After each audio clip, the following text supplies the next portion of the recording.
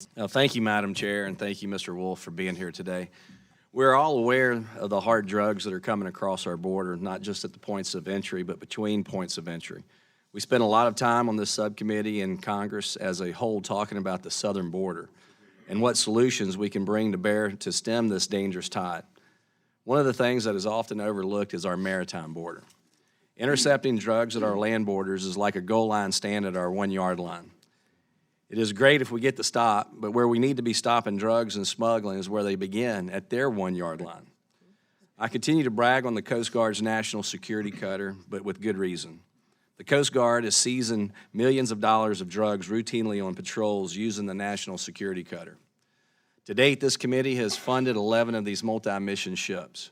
This asset, along with the men and women of our Coast Guard, are taking these drugs off the ocean in bulk. This isn't a couple kilos of cocaine hidden in a truck or carried on someone's back.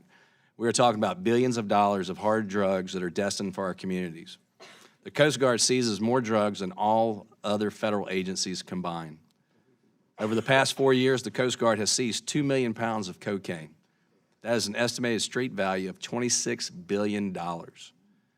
We need more focus on the maritime border and the assets to patrol our oceans.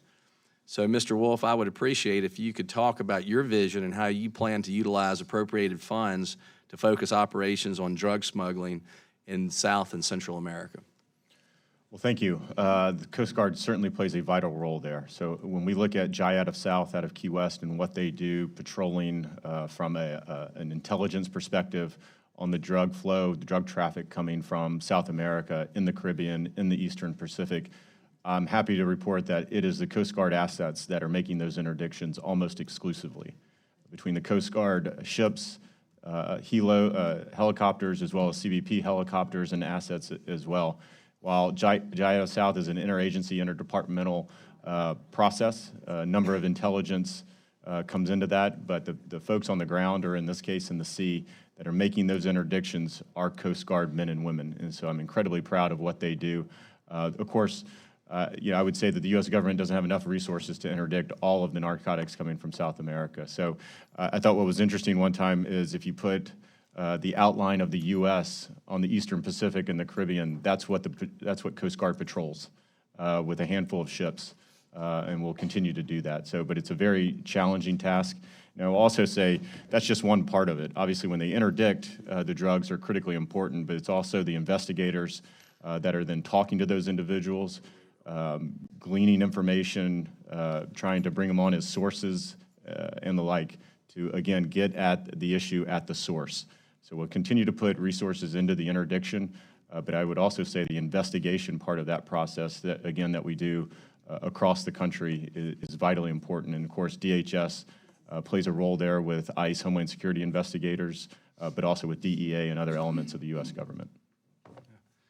Well, I agree 100% with your remarks, and it just, once again, reinforces why the national security cutter is so important.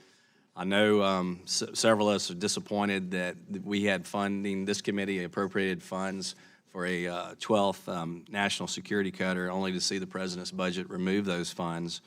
But they also went, in addition, they froze the fast response cutters. Removing these drugs before they make it into Mexico is vitally important. Once it makes it into Mexico, it's pretty much in America.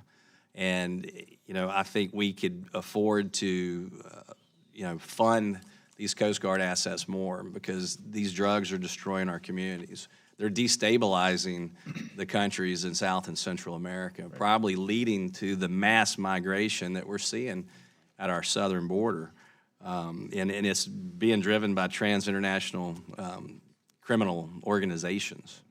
Well, I'll continue to work with the Commandant as I did during a little bit of the budget build of this one. The Commandant's priorities continue to be the Polar Security Cutter. Again, in the budget request is funding to support a second one, as well as the offshore patrol cutter.